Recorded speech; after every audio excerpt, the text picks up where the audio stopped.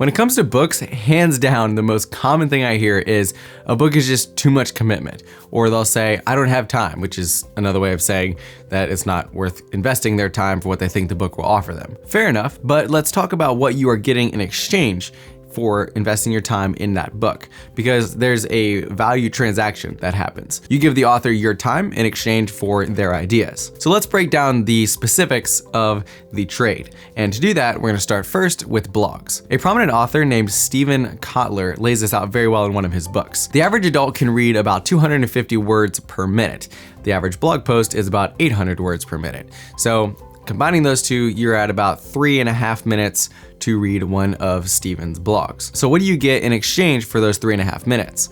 Well, in Steven's case, you get about 3 days worth of work. There's a day and a half researching and talking to other experts, reading books, etc., and then about another day and a half in writing and editing. So that's the exchange. 3.5 minutes for his digesting about 50 to 100 pages of material, and for about 4 to 5 conversations or interviews with experts. And then combining it all into something that is enjoyable to read. He goes on to say that if you were to read a long form, like a magazine piece, like something from Wired or from like the Atlantic Monthly, which is, about 20 minutes of reading, which makes it about 5,000 words or so. In this case, for your 20 minutes of reading, you get about a month of research, about 6 weeks worth of reporting, which is about 25 conversations with experts, and a whole lot of reading, and then about another 6 weeks of writing and editing. So in return for your 20 minutes of reading, Steven would be giving you, in essence, about 4 months of his brain power, skill, whatever. Now, if you're like me, you're like, okay, this isn't a bad trade anymore. It's starting to actually make sense. Your return on investment's pretty good. So, a book is just, the next step up, right? No, definitely not. A book is a whole nother ballgame completely. Here, Steven uses his own book called The Rise of Superman, which is the science behind ultimate human performance. This book is about 75,000 words long. So the average person, it'll take them about 5 hours or a little bit more of dedicated reading. So what do you get for those 5 hours of reading? Well, in this case, you get almost 15 years of effort. Let's look at the figures side by side here. So you have 3 minutes gets you about 3 days. You have 20 minutes, which gets you 4 months. And you have 5 hours, which will get you 15 years. This is why I would like to make the case that if you don't have time for reading, make time. The reason?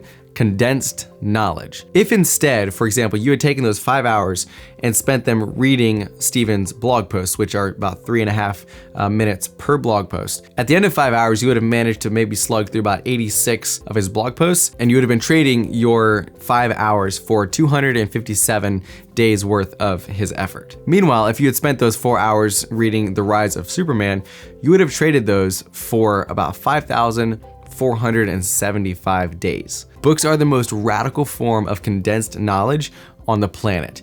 And for every hour that you spend reading his book, you get about 3 years of his life and what he's learned in those 3 years. You just can't beat numbers like that. Well, you may be thinking he's probably just a slow writer.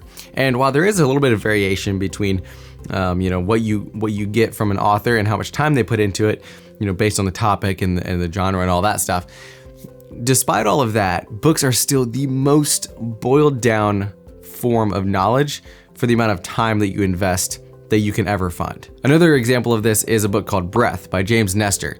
And so I invested 6.5 hours of my life to read that entire book in one sitting. Literally, it was amazing. You should check out this video I made about it. It was awesome. Anyway, I spent about 6.5 hours of my life investing in that book. So what did I get in return for those 6.5 hours? I got 10 years of his research and effort that he put into this topic. 10 years, that's crazy.